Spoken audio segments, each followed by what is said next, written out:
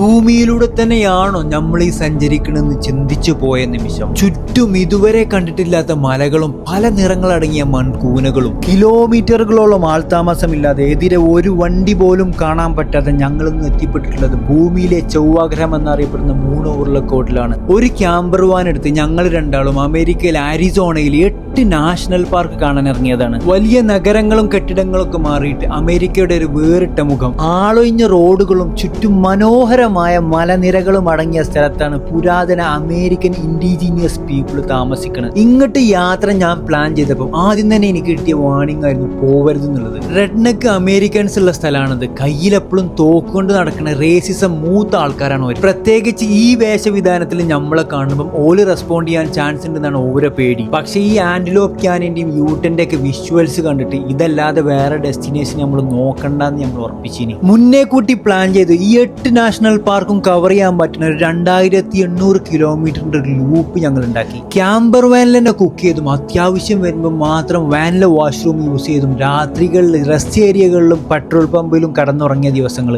അതെ, ആ വണ്ടി 7 ദിവസത്തെ ഞങ്ങളെ വീടായിരുന്നു. ഈ ചുരുങ്ങിയ നാളുകൾ കൊണ്ട് ഇത്രയധികം സഞ്ചരിക്കാൻ പറ്റിയ സ്ഥലങ്ങൾ വേറെ ഉണ്ടോന്ന് എനിക്കറിയില്ല. അതിലൊന്ന് പറയുകയാണെങ്കിൽ യൂട്ടയിലെ മോബിന്ന് സിയോൺ നാഷണൽ പാർക്ക് ഏകദേശം 500 കിലോമീറ്റർ ഉള്ളത്. ഞാൻ ഇതുവരെ സഞ്ചരിച്ചതിൽ ഏറ്റവും നല്ല റൂട്ടാണത്. നമ്മളെ വേറൊരു ലോകത്തേക്ക് തന്നെ കൊണ്ടുപോകുന്ന മാർസ് റിസർച്ച് സെന്ററിലെ ഹാങ്സ്വിൽ ഒരു പർവ്വതം മുഴുവൻ ആർച്ചസ് മാത്രം കാണാൻ പറ്റുന്ന ആർച്ചസ് നാഷണൽ പാർക്കും പിന്നെ ക്യാനിലാൻഡ്സും ക്യാപിറ്റൽ റീഫ് നാഷണൽ പാർക്കും അടങ്ങിയ വേറിട്ട 4 ലോകങ്ങളുള്ള റൂട്ട്. അവിടുന്ന് മലയിറങ്ങി സിയോൺ നാഷണൽ പാർക്ക് എത്താൻ നേരത്തെ ഒരു ഗ്രാമം കണ്ടു. മുന്നേ പറഞ്ഞ തോക്കുകൊണ്ട് നടക്കുന്ന റെഡ്നെക്ക് അമേരിക്കൻസ് ഉള്ള കുതിരയോട്ടങ്ങൾ നടക്കുന്ന ചെറിയൊരു ഗ്രാമം. ഇന്ത്യയിൽ നിന്നാണെന്ന് പറഞ്ഞപ്പോൾ ഇത്ര ദൂരം താണ്ടി ഓരോ നാട്ടിലേക്ക് വന്നതിന് അഭിനന്ദിക്കല്ലാതെ റേസിസത്തിന്റെ ഒരു കണിക പോലും കാണാൻ ഞങ്ങൾക്ക് സാധിച്ചില്ല. പിന്നീട് ഞങ്ങൾ നേരെ പോയത് സിയോൺ നാഷണൽ പാർക്കാണ്. ഒരു റോഡിന്റെ 2 സൈഡിലും പടുകൂറ്റൻ മലകൾ. നല്ല നിലാവുള്ള ഒരു രാത്രി 10 മണിക്ക് ഇതിന്റെ ഉള്ളിലേക്ക് വണ്ടി കയറ്റുമ്പോൾ ഞാൻ ശരിക്കും അന്തം വിട്ടുപോയി. ആ സമയത്ത് എനിക്ക് ശരിക്കും ആ മലകൾ കാണാം. പക്ഷെ മീറ്റർ കണക്കിന് താഴ്ചകളുള്ള വളവോട് കൂടിയിട്ടുള്ള റോഡിൽ ഞങ്ങളെ വണ്ടി മാത്രമേ ഉള്ളൂ. ഇനി ആ സമയത്ത് അതിലൂടെയുള്ള യാത്ര പാടില്ലെങ്കിലും ഞങ്ങൾക്ക് താമസിക്കാനും വേണ്ടിയിട്ട് അപ്പുറത്തത്തിൽ നിർബന്ധമായിരുന്നു. സിയോൺ നാഷണൽ പാർക്ക് അതൊരു അത്ഭുതമാണ്. അത് രാത്രിയായാലും പകലായാലും. ഈ ഒരു ചിത്രം കണ്ടിട്ട് നിങ്ങൾക്ക് ഒരു വരച്ച ഫ്രെയിം മാതിരി തോന്നുന്നുണ്ടോ? എന്നാ ഇതാണ് ആന്റിലോപ്പ് ക്യാനിയൻ. നമ്മളെ വിൻഡോസിന്റെ വാൾപേപ്പറുകൾ എടുത്തു നോക്കിക്കഴിഞ്ഞാൽ